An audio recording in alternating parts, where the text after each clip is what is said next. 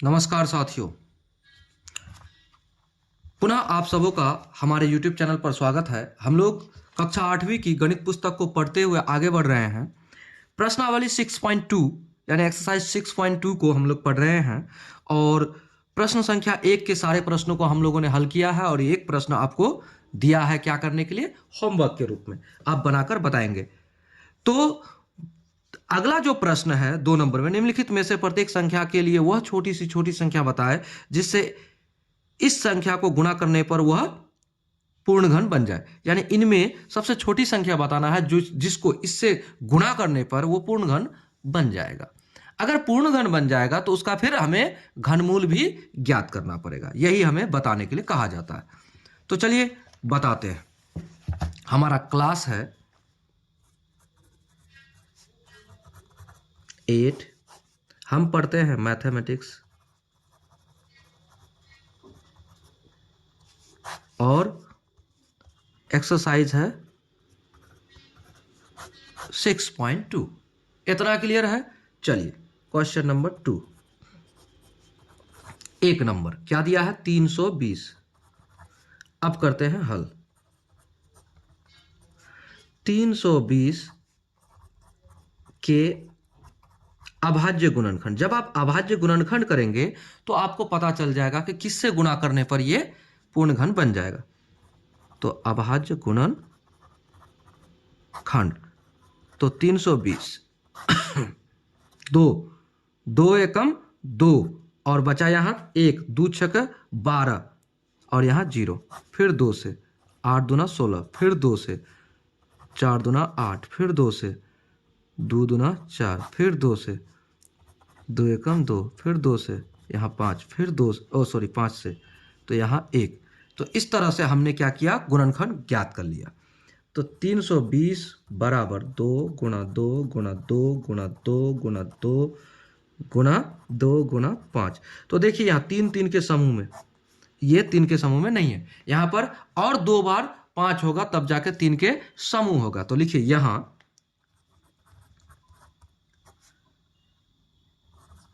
320 के अभाज्य गुणनखंड, यहां 320 के अभाज्य गुणनखंड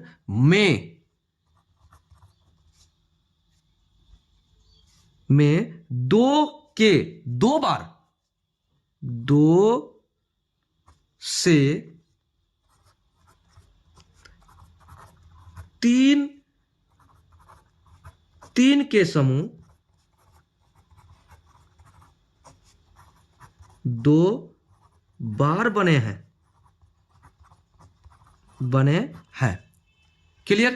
2 बार बने हैं ना 3 3 के समूह। लेकिन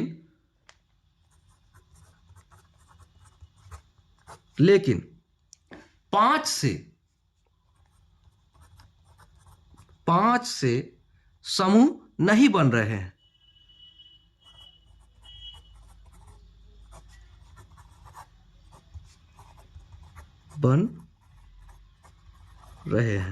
इतना क्लियर हो गया कि नहीं बन रहे हैं। तो इससे स्पष्ट हो गया, क्या स्पष्ट हुआ कि इसमें और 2 5 को गुणा करेंगे, 5 गुना 5 करेंगे तब जाके जो दी हुई संख्या है वो क्या होगा, पूर्ण घन बनेगा। अतः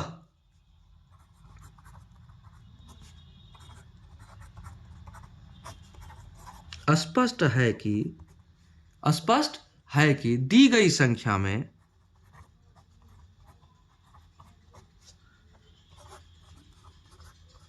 इतना बात तो आपको लिखना पड़ेगा। दी गई संख्या में 5 गुने 5, ठीक है, 5 गुने 5 से गुणा करने पर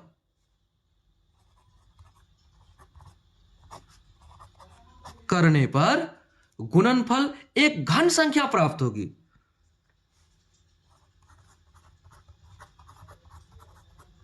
गुणनफल एक घन संख्या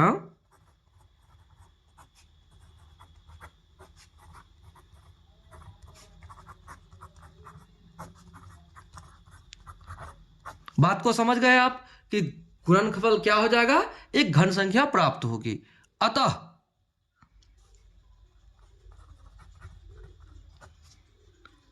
अभिष्ट संख्या, अतः अभिष्ट संख्या, कौन अभिष्ट संख्या, जिससे हमें गुणा करना है, अभिष्ट संख्या बराबर 5 गुणे 5 बराबर 25, यानी 25 से गुणा करना पड़ेगा, 25 से गुणा करना पड़ेगा। इसलिए अब क्या हो जाएगा, प्राप्त पूर्ण घन, इसलिए पूर्ण घन बराबर, इसलिए पूर्ण घन बराबर क्या हो जाएगा, 320 गुना 25। तो 25 320 गुना 25 तो 0, 25 दूना 50 का 0 हासिल रहा 5, 25 या 75 और 5 80, यानी 8000। ये हमारा पूर्ण घन संख्या है। तो अब पूर्ण घन संख्या हो गया, तो अब हम क्या करेंगे, अब 8000 के घनमूल, 8000 के घनमूल, तो घनमूल बराबर क्या हो जाएगा, हम ऐसे लिख सकते हैं 8000 के घनमूल, ऐसे लिख सकते हैं। और इसका अभाज्य गुणनखंड हम पहले से कर चुके हैं, देखिए 2 गुना 2 गुना 2 ऐसे करके है, और उसमें कितना से गुणा किए, 5 से, फिर 5 से कितना बार, 2 बार का। तो हम इसमें क्या कर सकते हैं, इतना गुणन ऐसा लिख सकते हैं, क्या कर सकते हैं, इसको लिख सकते हैं क्या, घनमूल में लिख सकते हैं 2 पर पावर 3 गुना 2 पर पावर 3 गुना 5 पर पावर 3, इतना लिख सकते हैं। अगर इतना लिख सकते हैं तो इसको हम लोग क्या लिख सकते हैं, बराबर 2 गुणे 5 लिख सकते हैं। जब इतना लिख सकते हैं तो इसको हम लोग क्या करेंगे, गुणा करेंगे, 2 दूना 4, 4 5 20 बराबर 20, ये हमारा घनमूल हो गया। और जिस संख्या से गुणा करेंगे वो संख्या कौन है, ये 25 है। तो अभिष्ट संख्या 25 और घनमूल 20, तो हम लिख सकते हैं आंसर में 25 और 20, ये दोनों हमारा आंसर है। इतना समझ गए। प्रश्न संख्या 1 को हमने हल कर दिया, 2 का 1 नंबर, बहुत ही आसान तरीके से। चलिए अब प्रश्न संख्या अगला बनाते हैं। क्वेश्चन नंबर 2 का 2, 15 13 52, क्या दिया है, 13 और 52। तो 1352 एक पूर्ण घन संख्या नहीं है, तो हमें इसको क्या करना है, सबसे पहले पूर्ण घन संख्या इसको बनाना है। उसके लिए क्या करेंगे, हम सबसे पहले अभाज्य गुणनखंड करेंगे, हल। तो लिखते हैं 1352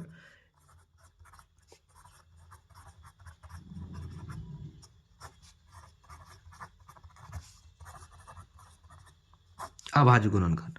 तो 1352 2 से काटिए, 2 छका 12, 1 बचा, 2 साते 14, 1 बचा, 2 छका 12, फिर 2 से काटिए, 2 तिया 6, 1 कुछ नहीं बचा, 2 तिया 6, 1 बचा, 2 अट्ठे 16, फिर 2 से, 2 एकम 2, 1 बचा 13, 2 छक्के 12, 1 बचा 18, 2 नमा 18। अब देखिए 2 से कटेगा नहीं, 3 से करके देखिए, 3 5 15, 3 5 15, तो बचेगा कितना, 1, तो 19 नहीं होगा। तो क्या करेंगे, 3 से नहीं होगा तो 7 से करके देखिए, 7 दूना 14, बचा आपका कितना, 14 और 2, 14 और 2 कितना हो जाएगा, 14 2 16, तो 2 29, 29 भी नहीं होता है, 7 से नहीं होगा, 8 से नहीं होगा, 9 से नहीं होगा, 10 11 से, 11 एकम 11, और बचा कितना, 11 के बाद 5 59, इससे भी नहीं होगा, 11 से नहीं होता, 13 से, 13 13 13 से करते हैं, 13 एकम 13, बच गया आपको 3, 13 त्या 39, हाँ 13 से होगा। तो 13 गुना 13, 13 एकम 13, बच गया आपको 3, तो 13 त्या 39, फिर 13 से, इतना हो गया। तो इतना क्लियर हो गया। तो अब हमें क्या करना है, यहां लिखना है 1352 बराबर 2 गुणा 2 गुणा 2 और उसके बाद गुणा 13 गुणा 13। तो देखिए यहां पर एक और 13 होता तो ये पूर्ण घन हो जाता। तो यहां लिखेंगे, ये देखिए ये समूह में नहीं आया, ये दोनों में एक और 13 आना आवश्यकता था। तो इसमें लिखते हैं यहां क्या लिखते हैं, यहां 1352 के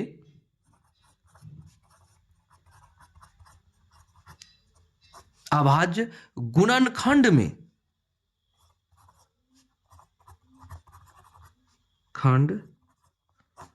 में 2 से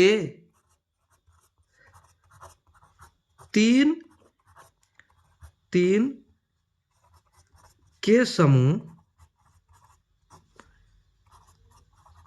एक बार बने हैं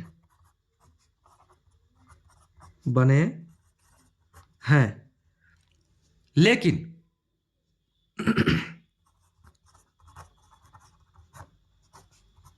13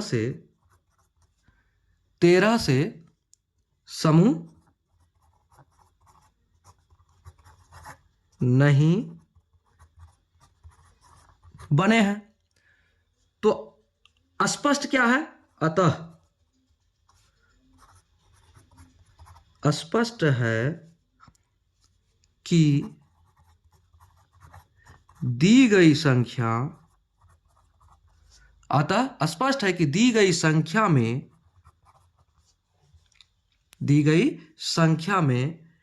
13 से एक बार और 13 से, तो 13 से गुणा करने पर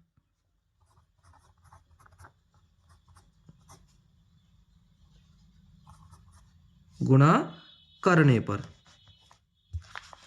13 से गुणा करने पर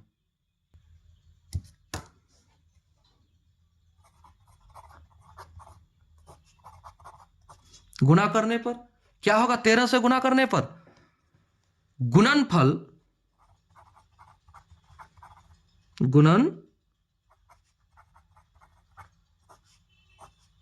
गुणनफल एक घन संख्या प्राप्त होगी।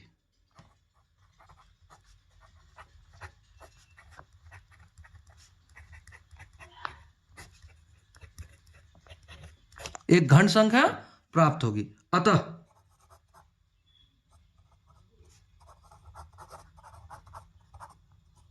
अभिष्ट संख्या, कौन अभिष्ट संख्या, जिससे गुणा होगी, अभिष्ट संख्या बराबर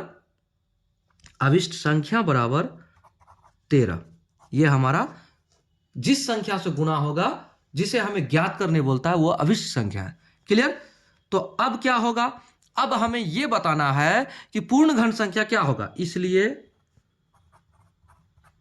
पूर्ण घन संख्या बराबर कितना, 1352 गुणा 13।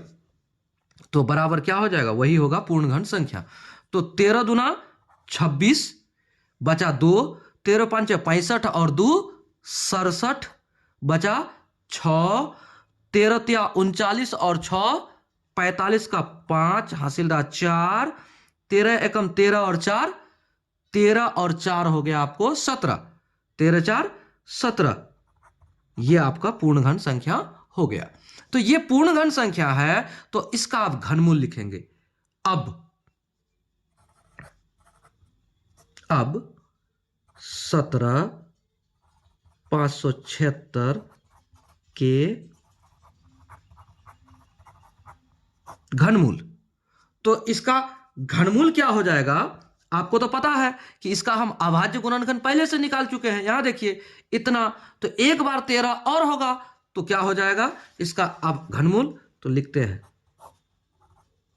17,576 बराबर घनमूल में लिख सकते हैं हम इसको 2 पर पावर 3 और 13 पर पावर 3। इतना कर सकते हैं। 2 पर पावर 3 और 13 पर पावर 3। इसको हम लिख सकते हैं घनमूल के अंदर से बाहर निकालेंगे तो 2 गुना 13, 2 गुना 13 बराबर क्या हो जाएगा हमारा 13 दुना 26। ये हमारा जवाब हो गया। तो अब यहां पर एक बात देखिए कि हमारा आंसर क्या हुआ, एक ये घनमूल निकला और दूसरा ये अभिष्ट संख्या जिससे हमें गुना करना था। तो हमारा आंसर हुआ एक 13 और दूसरा 26। ये दोनों हमारा आंसर हो गया। क्लियर? इस तरह से हम लोग प्रश्न संख्या 2 के दूसरा नंबर हल कर लिए। चलिए अगला प्रश्न देखिए। अब अगला को देखिए 3 नंबर में दिया है, दूसरा का ही 3 नंबर 243। तो 243 एक पूर्ण घन नहीं है। इसको हम क्या करेंगे, इसका पहले अभाज्य गुणनखंड करेंगे। हल 243 के अभाज्य गुणनखंड। ठीक है, 243 के अभाज्य गुणनखंड। अब क्या हो जाएगा 243 के अभाज्य गुणनखंड में, तो लिखिए 243। अब देखिए यहां 3 है यानी विषम संख्या है, तो विषम संख्या को जब भी आप भाग दे तो विषम संख्या से ही दे, यानी कि 2 से नहीं लगेगा तो 3 से लगाएंगे, यानी तो 7 से लगाएंगे। देखिए 3 है तो क्या करेंगे, 2 से लगा कर देखते हैं। 3 से, 3 8 24, 3 एकम 3 हो सकता है। 3 8 24, 3 एकम 3 कट गया।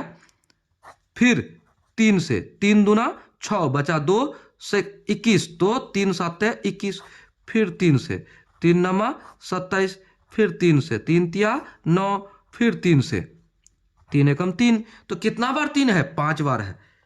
अब लिखते हैं 243 बराबर 3 गुना 3 गुना 3 गुना 3 गुना 3। तो देखिए एक बार 3 के समूह है और इस बार 3 के समूह नहीं है, एक और बाकी है। एक बार और 3 होता तो ये पूर्ण घन संख्या हमारा हो जाता। तो यहां लिखना पड़ेगा, क्या लिखना पड़ेगा हमें, कि लिखना है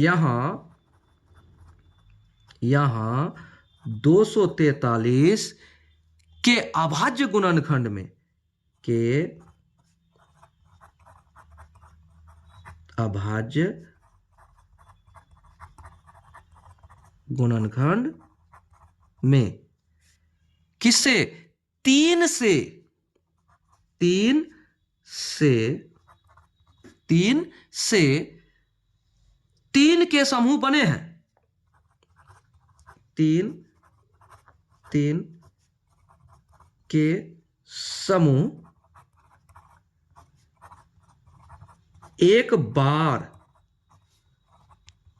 बने हैं, एक बार बने हैं, ये तो क्लियर है। लेकिन और एक बार बनना था जो कि नहीं बन पाया है। क्यों नहीं बन पाया है, लेकिन लिखिए, लेकिन 3 से, लेकिन 3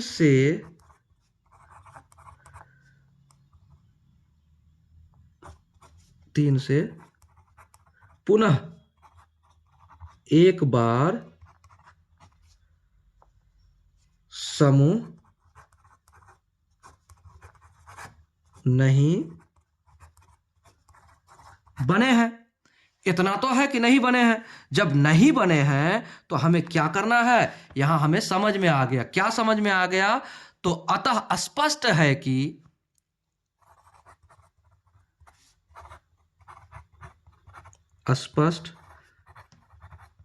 कि दी गई संख्या में, दी गई संख्या में कितना से गुना करने पर, 2 बार तो है, एक बार और 3 बैठाएंगे। संख्या में 3 से गुणा करने पर क्या होगा, 3 से गुणा करने पर गुणनफल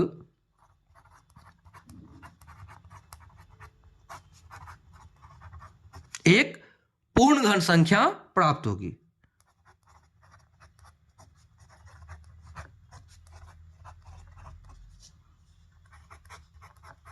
प्राप्त होगी।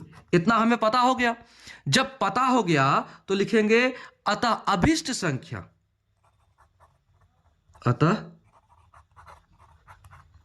अभिष्ट संख्या जिससे गुणा करना है वो संख्या क्या है, यहां पर 1 और 3 बराबर 3। जब 3 है तो अब क्या करेंगे, इसलिए पूर्ण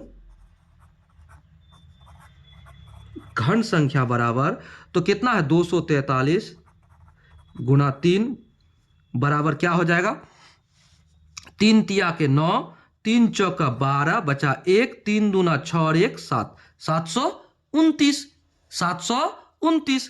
तो अब ये जो पूर्ण घन संख्या है इसका हमें क्या करना है, हमें वर्गमूल भी ज्ञात करना है। तो लिखते हैं अब 729 के वर्गमूल। तो देखिए यहां पर 243 के वर्ग, ये अभाज्य गुणनखंड निकाले थे तो क्या क्या आया था, 3 के समूह में एक बार और 3 के समूह में दूसरा बार में एक बार कम था। तो क्या हो जाएगा, यहां लिख सकते हैं 729 के घनमूल बराबर, यहां लिख सकते हैं 3 पर पावर 3 गुना 3 पर पावर 3 लिख सकते हैं, क्योंकि एक 3 तो यहां से मिल गया हमें, यहां गुणा किए तो 729 में, तो यहां 3 पर पावर 3 गुना 3 पर पावर 3, तो बाहर निकलेगा तो 3 गुना 3 बराबर कितना हो जाएगा, बराबर हो जाएगा हमारा 9। तो 9 हमारा क्या है घनमूल, और हमारा अभिष्ट संख्या कितना है 3। तो हमारा आंसर क्या क्या हो जाएगा, हमारा हो जाएगा आंसर 3 और 9, ये दोनों हमारा आंसर है। क्लियर। इस तरह से हम लोगों ने प्रश्न संख्या 3 को भी हल कर लिया, 2 के 3 नंबर। प्रश्न संख्या 2 के अब 3 नंबर हमने बना लिया, तो अब 4 नंबर आया 675। तो लिखते हैं हल। 675 के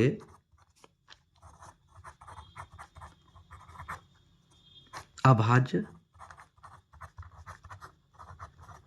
गुणनखंड। तो 675 के अभाज्य गुणनखंड हमें ज्ञात करना है। तो देखिए यहां पर विषम संख्या है 5, तो सबसे पहले आप इसको भाग दीजिए 5 से ही, क्योंकि 2 से लगेगा नहीं, यानी तो 3 से। 3 का भी गुणज में 15 आता है, यानी 5 आ सकता है, यानी तो फिर 5। तो 3 से एक बार करके देख लीजिए, 3 दूना 6 बचा, 3 दूना 6 1, 3 5 15 लग सकता है, तो 3 से लगा कर दे, 3 दूना 6 और 3 दूना 6 बचा 1, 3 5 15 लग गया। फिर 3 से लगा कर दे हैं, 3 7 21 यहां आ जाएगा आपको, हाँ हो जाएगा 3 से, 3 7 21 बचा 1, 3 5 15। फिर 3 से, 3 दूना 6 बचा 1, 3 5 15। फिर 5 से, 5 5 25, फिर 5 से, 5 एकम 5। तो अब देखिए हमारा यहां गुणनखंड में क्या आया। अब हम यहां क्या कर सकते हैं, अब क्या कर सकते हैं, लिखेंगे 675 बराबर 3 गुणा 3 गुणा 3 फिर गुणा 5 गुणा 5। तो देखिए यहां पर 3 के समूह में 3 तो आ गया, लेकिन 5 क्या है, एक बार और आना था। क्या आना था, एक बार और आना था। तो यहां लिखते हैं, यहां 675 के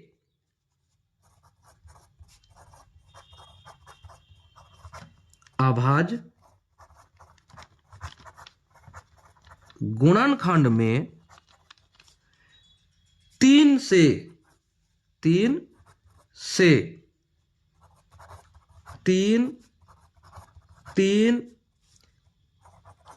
के समूह एक बार बने हैं, ये बने हैं तो एक बार बने हैं, लेकिन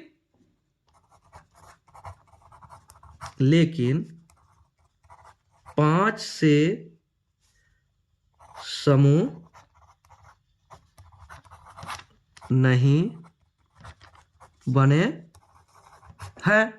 जब 5 से नहीं बने हैं तो क्या कहेंगे हम, अतः स्पष्ट है कि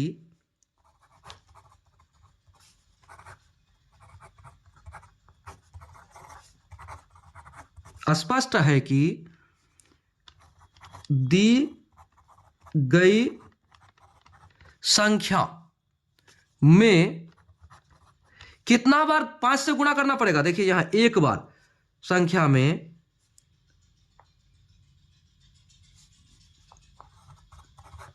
5 से गुणा करने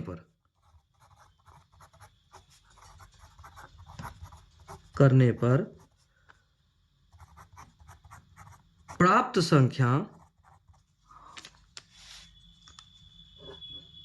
गुणा करने पर प्राप्त संख्या या गुणनफल क्या होगी, एक पूर्ण घन संख्या होगी। क्लियर, इतना समझ गए। जब इतना समझ गए तो अभिष्ट संख्या क्या हुआ, अतः अभिष्ट संख्या जिससे गुणा करेंगे वही हमारा अभिष्ट संख्या है। तो 1 5 बराबर 5। क्लियर हो गया, 1 5 हमारा अभिष्ट संख्या हुआ, यह अभिष्ट संख्या है। तो अब क्या हो जाएगा, अब हमें पूर्ण घन संख्या प्राप्त करना है, इसलिए पूर्ण घन संख्या बराबर, तो जो संख्या है उसमें 5 से गुणा करेंगे, 675 गुणा 5 बराबर 5 25 बचा 2, 7 5 35, 2 37 बचा 3, 6 5 30, 3 33। तो अब हमारा 3375 ये क्या है, पूर्ण घन संख्या है। तो अब हम इसका क्या करेंगे, वर्गमूल ज्ञात, सॉरी घनमूल ज्ञात करेंगे। अब 3375 के